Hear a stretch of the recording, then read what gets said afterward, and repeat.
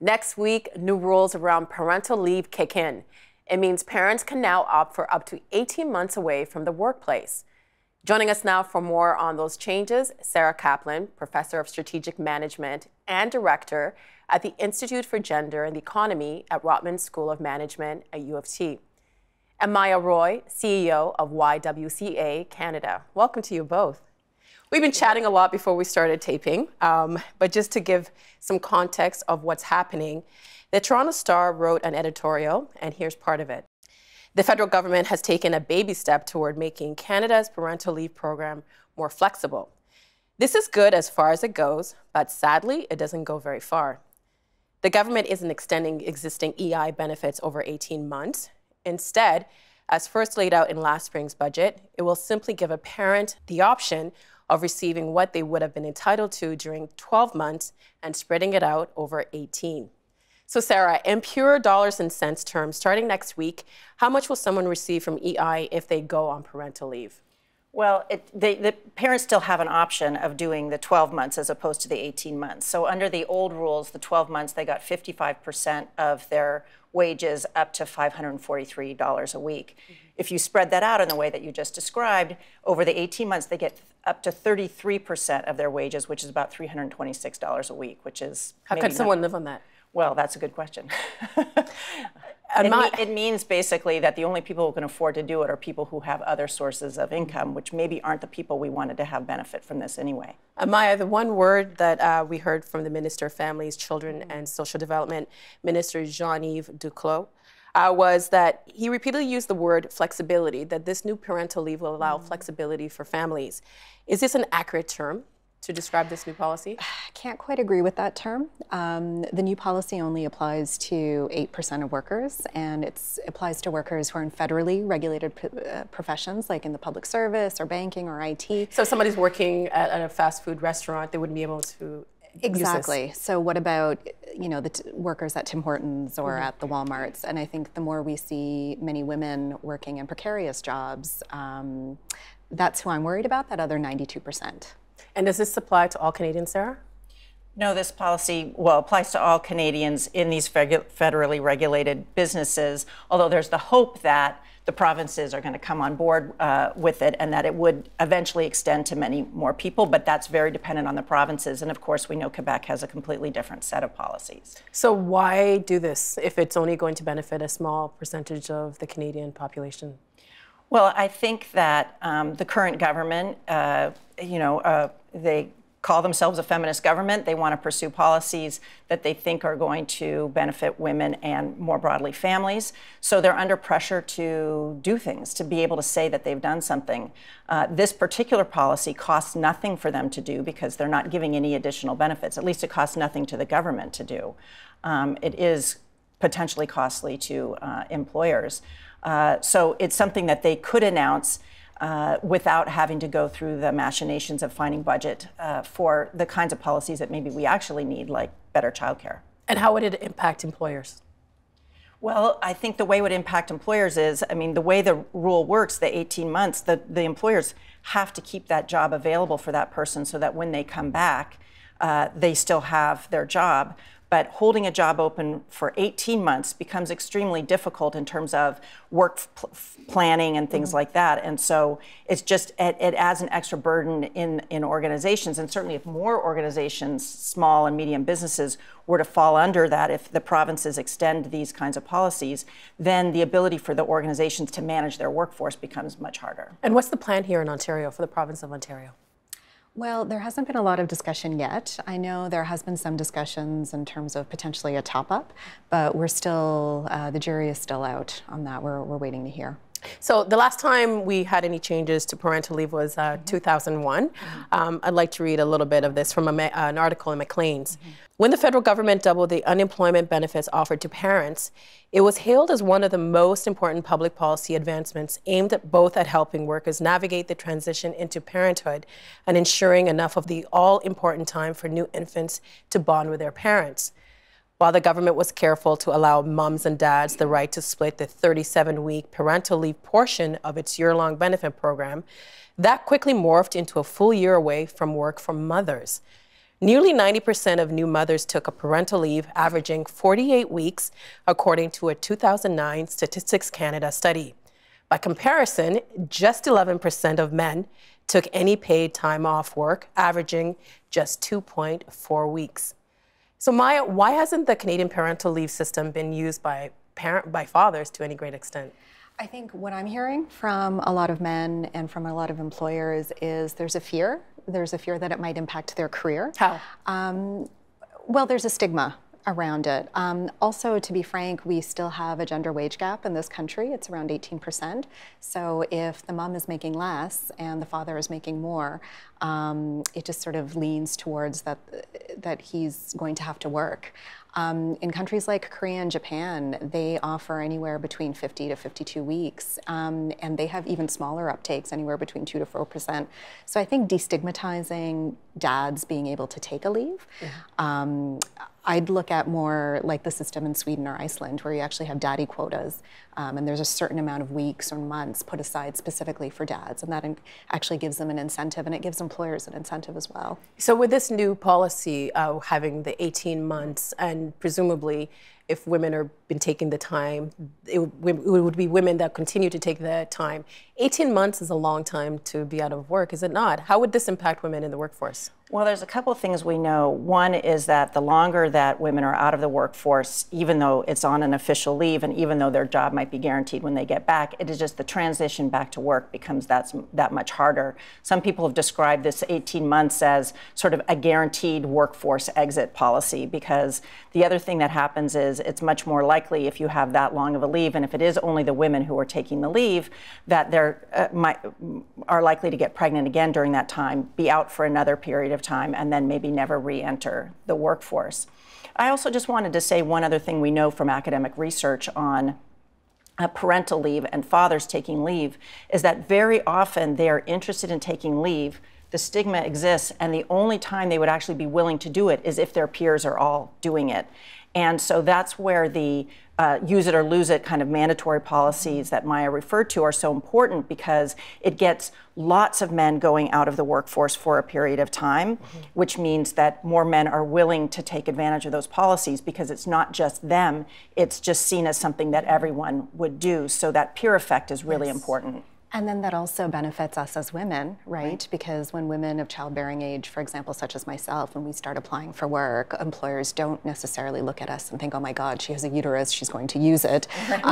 Because there's sort of more of an equal opportunity for men and women to potentially take leave. So it does level the playing field a bit more. So do you think it would have been more beneficial if they had come out with a plan and said, you know, men have this 5 weeks parental leave, and then that would have been more beneficial to parents? It's a huge this announcement is a huge missed opportunity to do something, and I would say 5 weeks is not really a number. It should be some much larger number, because if you're going to equalize the experience of men and women being out of work during the time of when a child comes into the home, it can't be that the women take a year and the men take 5 weeks. It really should be a longer stint, so that the experience of being out of work is comparable across the two. So I feel like this is the single biggest missed opportunity of this policy, was to do anything around use it or lose it for, in the case of heterosexual couples where where there's a male parent, where that parent is not being expected to also be out.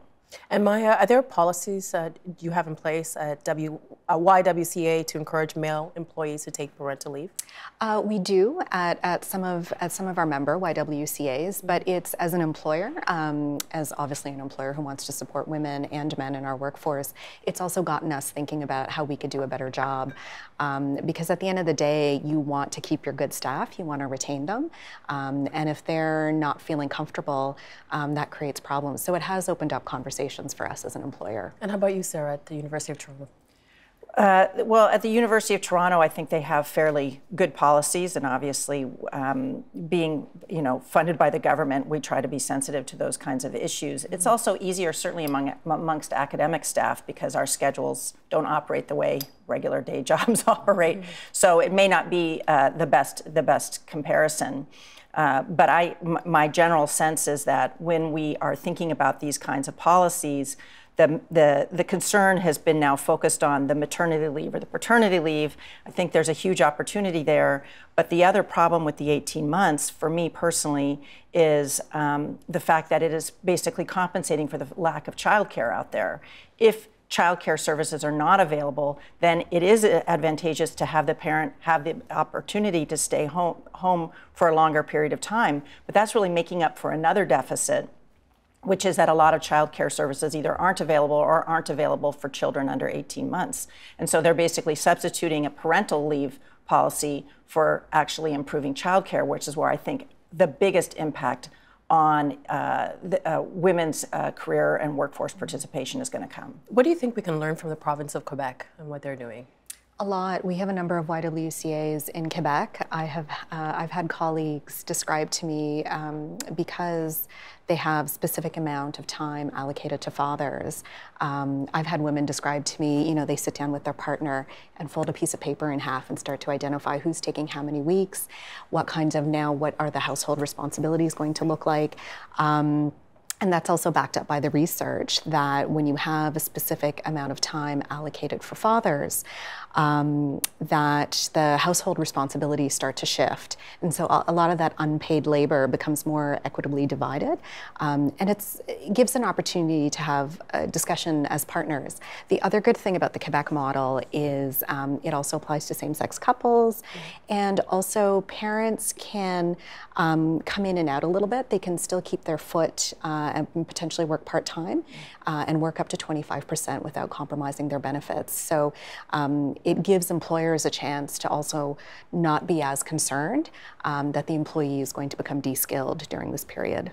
I just want to add one thing that we know about when the Quebec law was put in place for the 5 weeks, for the use it or lose it 5 weeks for male parents, that the use of parental leave for men went from 10% to 80%. So the moment you frame this as you'll lose this benefit if you don't get it, and we know this from behavioral economics that framing something as a loss makes people take it up much more often, that we got this huge uptake so that there is the opportunity to have the kinds of conversations that Maya is describing. So do you think that we should be focusing on having better daycare options, or including men more in the conversation, or like in heterosexual relationships in the conversation of parental leave? Well, when you have, I think one of the reasons why that uptake has also worked in Quebec, as Sarah's describing, is you have a much more accessible daycare model. So I think it's complementary. It has to be hand in glove, because without affordable, accessible childcare, I know for a lot of racialized women and newcomer women, not only does this policy, this is not even on our agenda because we can't hit those 600 hours to qualify in the first place. But what ends up happening is a lot of our kids end up in unregulated daycares where newcomer women are running for $2 to $3 an hour. So this policy, unfortunately, is not colorblind. And a lot of what happens is the effects and the consequences get downloaded to more marginalized groups in our society. We talked a little bit about how this would impact businesses, and the Canadian Federation of Independent Business conducted a poll of small and medium-sized businesses, and 69% of the respondents were either opposed or strongly opposed to the extended parental leave plan. What are some of the problems that they foresee coming? Well, I think the main problem is if you're in a very large corporation and someone goes out for 18 months, you may have someone who you can temporarily slot into that job. You have more resources to cover for that. But when you're talking about a small and medium business, I don't think any of these businesses are opposed philosophically to the idea that people should have good parental leave. But they're just trying to figure out, how do I run my business effectively? I have someone who's going to be out now 18 months. Maybe they're going to get de-skilled. In this fast-paced economy, you have someone else filling in, and then you have to tell that person, oh, well, you don't have the job after 18 months because I have to give that slot back to the person who's been out for 18 months, which makes it harder to motivate those people who are doing the temporary work for those 18 months to really perform at their best. So it's not that anyone, I think, is opposed to these kinds of policies, except for it just makes workforce planning extremely difficult. And how's it going to affect those companies that top up the EI for their parents who are on parental leave? Well, we would hope that it would allow them to retain the best employees, but I think, as Sarah was pointing out, the way the economy moves in a lot of these federally regulated industries, if you're in IT, telecommunications, the coding language is changing and out of date every 6 to 9 months. Mm-hmm. So over 18 months, that's also not fair to the employee coming back. So it does create a lot of HR pressures. Even in the not-for-profit sector, our government contracts are completely different. We have new outcomes and targets every 9 to 12 months. So even for us, it would mean a lot of training, a lot of upskilling on the job that we may or may not have resources to do as a charity. Now, if you could, knowing that we've been talking about this, and I know this is something that's really important for both of you, what recommendations could you give to the government to make this work better? Sarah? Well, I think, unfortunately, the horse is out of the barn in the sense that I think the government is not going to be able to walk back the 18 months after having announced it, which I think is unfortunate. What I'm trying to think about now is how do you fix this? And I think there's a couple of fixes that would be really important. One would be, as in the Quebec model, to allow for people to work part-time during those 18 months so that they're not losing the EI benefits at the same time they're not losing the skills and other things like that. Mm-hmm. The second thing is to be able to introduce some portion of that being a use it or lose it for the other parent. So if we're going up to 18 months, maybe it's 12 months for one, but the other 6 months have to be taken by the other spouse. I don't know if they can do that given all the political constraints and given what they've announced, but those would be the two fixes that I would recommend. And for newcomers, how are there specific issues for how parental leave plays out for them in Canada? Yes, for newcomers, if we need to work a minimum of 600 hours, I mean, especially for newcomer women and men, we know that there's lower labor force participation, but also much higher discrimination. So for them to hit those 600 hours to even be eligible, it's a problem. So then I would really look at other kinds of policy solutions that are addressing issues of precarious work. If you're working 2 or 3 survival jobs, this is sort of the last thing on your mind.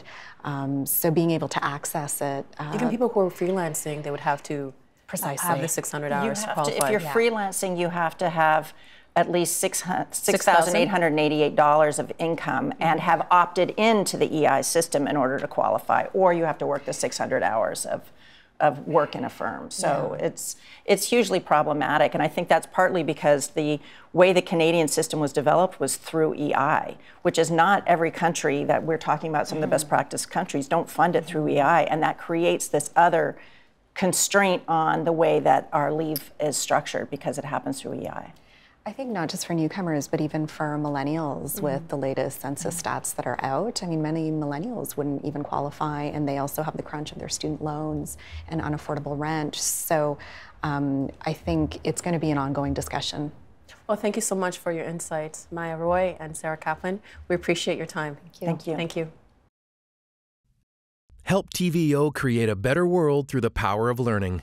Visit TVO.org and make a tax-deductible donation today.